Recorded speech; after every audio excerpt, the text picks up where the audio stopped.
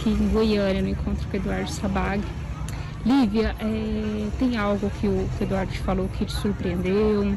Que era o que você buscava? Alguma resposta em cima de questões internas suas? Por incrível que pareça, o que ele me falou foi uma coisa que eu precisava ouvir, mas e que eu não esperava ser desse assunto que falou, e falou super bem, e foi muito assim, tranquilizador até. Ah, ele te trouxe alívio, né? Você teve noção sobre Alívio, isso? alívio. Entendi. A lidar com uma coisa de uma certa forma que vai me ajudar bastante. Que eu Entendi. não imaginei que eu poderia agir assim. E você chegou com alguma dor física? Cheguei, mas não tô sentindo mais nada. Assim, o que você estava sentindo? Tava sentindo dores nas costas. Nas costas. E agora já tá... Tá tranquilo. Eu sempre defendo a seguinte tese, que o amor, na verdade, não existe. É?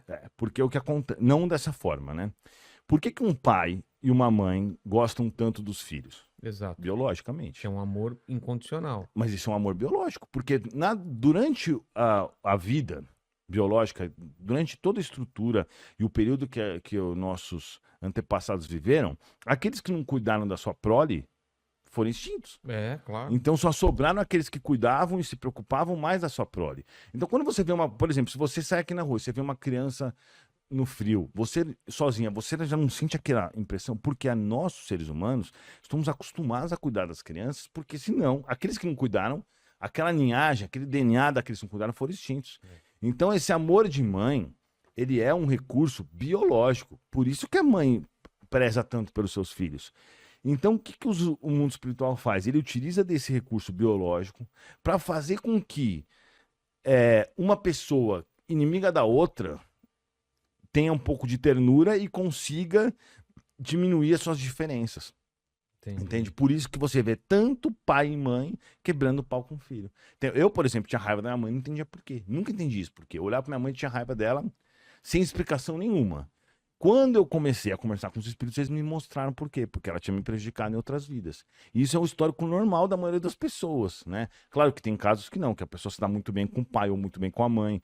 Então, assim, essas relações familiares, elas servem realmente pra gente se ajustar entre nós. Mas aí não vira justificativa, por exemplo, Suzane von Richthofen usar um argumento desse? Não, mas Matei meus pais porque no passado eles sim, foram. mas aí isso não adianta. Entendeu? Sim, eu entendi, mas no caso dessa A dessa evolução mina, não essa mina acontece. é um espírito do mal, né, velho? por que Mas que com faz certeza ela tinha algum erro do passado. Mas não é por causa disso que ela cara. tinha que matar.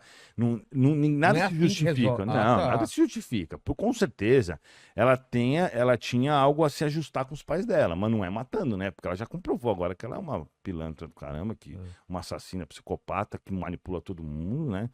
Inclusive, sempre perguntam sobre isso, né? Se ela realmente é quem parece, porque agora ela fica se fazendo de santinha, né? Mas óbvio que não é, né? Mas assim, tem gente que acredita. Mas o fato é que, com certeza, esses casos assim, é porque eles tinham essas diferenças do passado. Não que ela não seja capaz de matar outra pessoa, claro que é. Mas ela matou o pai e mãe porque ela devia sentir essa raiva que vem do passado. Só que o certo era o quê? Ela se ajustar e não sentir essa raiva e não fazer isso que ela fez, entendeu? Então, tipo assim, por exemplo, você pega uma alma do mal como Hitler. Como é que você vai colocar um cara desse na reencarnação se ajustar? Então. Você coloca ele como criança. Quando ele é criança, ele está acessível a receber novas informações. Você não adianta você pegar um cara desse e colocar como uma... Por isso que existe a infância, né? Nos planetas mais evoluídos, a infância não existe porque não tem essa necessidade.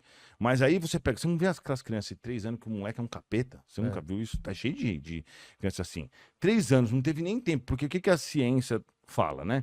Que na realidade você é uma mistura entre os seus genes, do seu pai e da sua mãe, o seu conhecimento nessa vida, o ambiente onde você viveu e as informações que você recebeu no ambiente onde você viveu. Aí você pega 2 gêmeos do mesmo óvulo, do mesmo material genético, que tem o mesmo DNA, e você vê 2 pessoas totalmente diferentes, porque a alma já pré-existia. Então quem está realmente habitando aquele corpo é uma outra alma, não é a mesma coisa. Existe um que é a mais que acaba sendo muito importante. Por exemplo, o Einstein.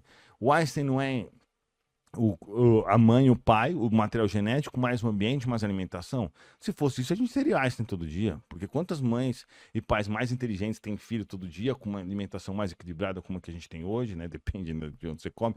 Mas temos uma alimentação muito mais equilibrada, com muito mais opções, muito mais médico, muito mais informação e você não vê um monte de Einstein. É. Porque o Einstein já pré-existia. Então, se você parar pra olhar, você vai ver que o espiritismo faz sentido em tudo, entendeu?